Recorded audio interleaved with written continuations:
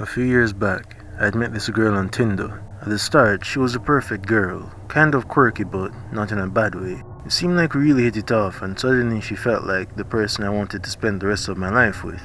As time went on though, it became increasingly clear that this girl was unstable, with deep emotional issues and an intense jealousy through our whole relationship. I got to the point where I no longer felt safe around her. And I'm a pretty big dude too, 6'3", 250 plus pounds, but this 5-foot little demon put the fear of God in me. The scary part of it all came down to how unpredictable she was. One second she could be laughing and smiling, and the next she would be lunging at you with a knife. Which isn't an exaggeration, because she did it twice within our 4-month time together. After our breakup, she would still be sending messages and gifts. One day, the boss called me into his office to discuss something. I got the opportunity to move to a different city for work and jumped at it. I wasn't even getting much sleep because this psycho knew where I lived. I would wake up in the middle of the night to the smallest sounds, and I couldn't take it anymore. I agreed to take the job, and he said I would need to move within 2 weeks. To me, the earlier the better. When I arrived in the new city, I was pumped, because I felt like it was a fresh start. That only lasted a few days though, because one day there was a knock at my door. When I opened it, there was a basket filled with chocolate and different kinds of treats, all my favorites. I assumed at first that it was the company I worked for, because they were the type to do this kind of stuff. I brought the basket in and took one of the chocolate bars while I read the note. As I read, my heart sank. It was a love letter, and it was from the psycho. I ended up throwing up the chocolate and having panic attacks through the night. I'm not sure anyone would understand the pure fear I felt in that moment. I moved an entire city. No pictures, no posts. Not even my location in my phone was on. My parents didn't even know I moved until the second day. I hesitated to call the police because whenever I did, they would always judge me and her by her sizes. That night, I had passed out from pure exhaustion. My body literally just couldn't go on anymore. When I woke up, it was still dark out, but I felt weight on my chest and it was hard to breathe. At first, I thought it was the anxiety, but when my eyes adjusted to the dark, I saw her on top of me with a hammer pressed against my skull. My throat closed up and my body was frozen stiff from the anxiety. She just stared, blank face, until a sickening smile dragged across her face. "Hi, sweetie. I finally found where you were hiding out." My heart was pounding. She ranted about us finally being able to be together as she tapped the hammer against my skull, then around it. If I didn't say anything, she would be upset and draw assumptions. If I did say something though, and she didn't like it, then this could be my last night on Earth. I couldn't take it anymore. The room started spinning, my heart was beating too fast and my brain was moving too slow. I got upset. Then I got pissed. I used my right hand to grab the opposite side of her waist, and with all my strength, I pushed her off the bed. She ended up hitting the wall, but not 2 seconds after she was back on her feet, swinging her hammer. She started shouting until it became a slur of words and growling noises. Even as the blood dripped from her head, it seemed like her only focus was making sure that I didn't make it out of this alive. During one of the swings, I had no choice but to block and ended up shattering my right forearm.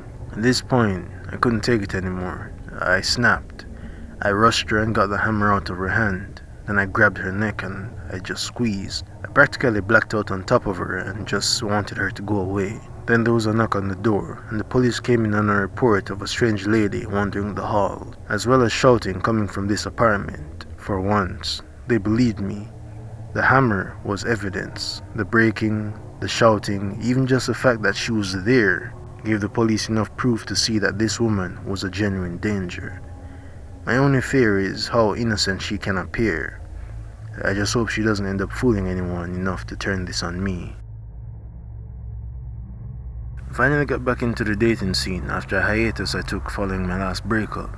It was clear that she had moved on, and I was tired of feeling sorry for myself. I went on a few dates. Some were disastrous, and some were okay.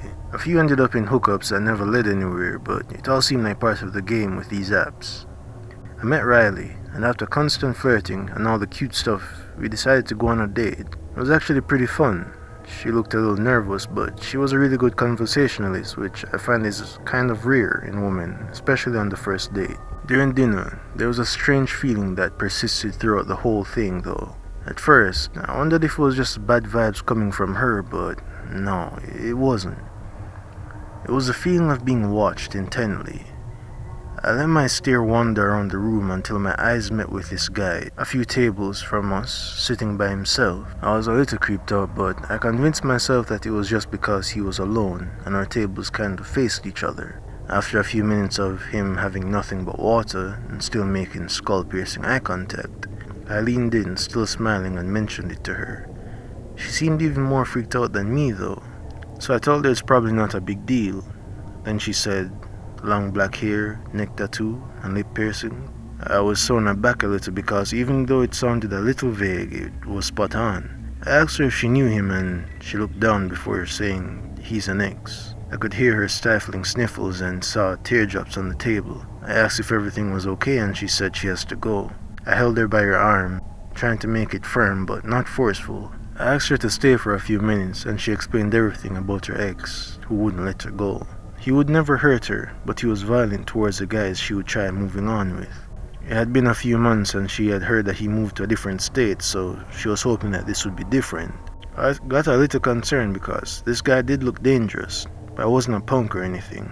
I grew up as the smallest of 4 brothers. I wasn't intimidated that easily. When our food arrived, he came over to our table and tried to intimidate us, but I laughed it off and continued with our date. That is, until he threw my drink in my face. Like I said, I'm no punk, so I swung on him and was about to go for a second one when the security guard came to escort him out. Before he left, he said, "You're dead." I calmed her down and told her not to worry. I called my brothers and they came to help us get home. He decided to return with some of his friends with weapons, about 6 of them in all, really skinny and pale. This family isn't shy about guns though, and after they realized this was more trouble than they bargained for, they left. I helped her get a restraining order, and it's been 3 months since then. We're still together, and I'm happy, but still a healthy level of paranoid, just in case. Like my dad says though, when it comes to protecting the ones you love, these bullets don't discriminate. For context to the content, I'm a 26-year-old woman. Close to the start of the pandemic, I finally got drawn into the world of online dating. With no clubs or public spaces available, I couldn't really meet people the way I preferred and wanted a little company. I wasn't really looking for anything serious, just someone cool to release some stress and have some fun with. I matched with a few guys, but after talking to them, a lot of it went downhill. As soon as I went to message them, they'd be excessively sexual from the jump or send lewd pictures before even saying hi. This is kind of what turned me off from these kind of apps, because even in my bio, it says no pics like that, but they ignored it. So I ignored those until I ended up matching with Aiden. He was really smooth with everything he did.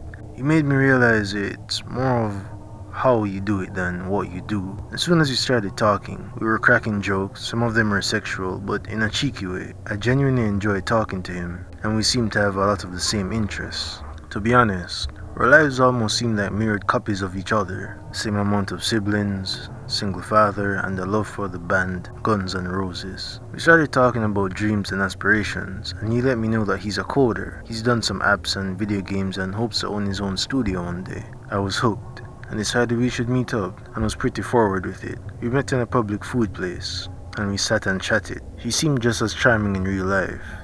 I wasn't comfortable going back to my house, but he said he knew a little hotel nearby. Alarms started going off in my head that maybe this was his hotel that he'd bring all his girls to. I wasn't really looking to own him or anything though, so I agreed. Everything was fine until he started drinking. It was clear that he couldn't handle his liquor.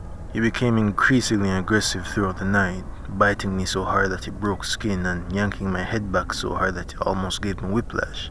The most terrifying part though was when I told him to stop and tried to leave to give him some time to calm down. He snapped and went off about how I just tried to use him for his money and was leaving without repaying him. Then he grabbed me by my neck and started squeezing hard. He slammed me so hard into the door that I started to see black spots. Out of instinct, I scratched him in the face, grabbing my things and ran as far as I could, shoes still in hand, until I felt I was a safe distance away. I called an Uber and he dropped me home. I was still shaking from the adrenaline. It was petrifying to see how quickly he switched. I wish I could tell you that it stopped there, but no. The next day, Aiden texted me from a random number saying that he was sorry and we should try again. I told him no because if it happened once after a little liquor, it can't happen again. He snapped again saying that I was ungrateful and called me a slew of expletives that could fill the Bible. That was my cue to exit, Then the real crapfest started. My emails got hacked, and he began sending messages to all of the people on my work email list. My father and brother also got hacked, and then I received an email from Vendetta with a bunch of numbers attached to the name. When I looked at the full name, I began to shake uncontrollably. It was my exact address. In the email was a long list of blackmail information, including nude pictures, private texts, important business emails, my work address, and a message to pick up the phone. Within seconds, the phone rang, and he was on the other line, saying that he was going to kill me and my family because I was just another skank who uses guys for money. I started hyperventilating because I had no idea what he was capable of. He had everything he needed to completely ruin my life. Looking back at it, I don't think anything he said in the beginning was true, just things he found out through snooping. I felt so helpless until my father rushed into my room and Aiden hung up. Dad asked what's wrong, and when I explained the situation, he said don't worry about it. I was in so much shock that I didn't even hear when he came into my house. To be honest, I'm not really sure what happened to Aiden. An apology and an email, then he never contacted me again. I have no idea what he did, but sometimes my dad can be a pretty scary guy.